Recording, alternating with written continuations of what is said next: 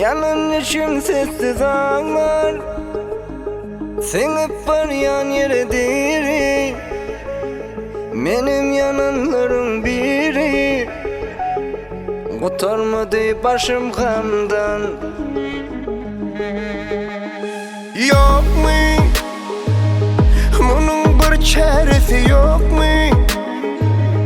Yanan men bolum hemişe, oyunmu ıslayan düştün.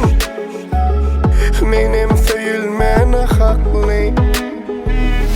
Ananım sana başta, bugün yürek yanıp dur.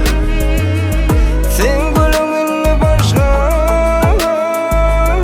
benim gülüm solup dur. Ananım sana başta, bugün yürek yanıp dur.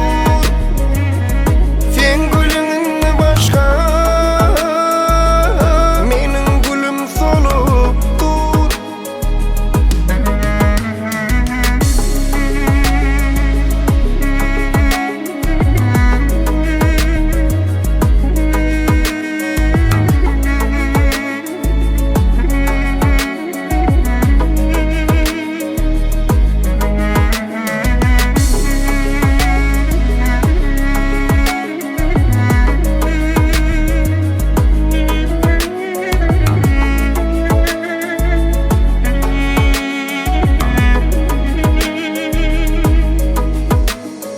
Yaşım, gözümden akan bu yaşım, hiç vakit kalmaz o yerde.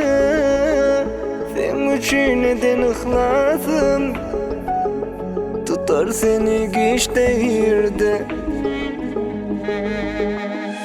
Bir gün düşersin günüme, bir gün gözlersin beni her yerde. Menim sen bolorun ol gün, düşünmem için bana. Ananım sana başta, bugün yürek yanıp dur. Sen gülümünle başka, benim gülüm solup dur.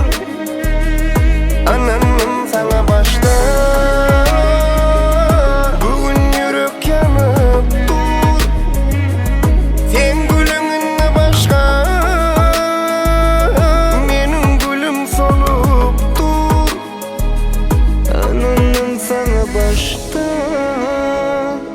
bugün yürek yanıp dur. Sen gülüm enni başka, benim gülüm solup dur.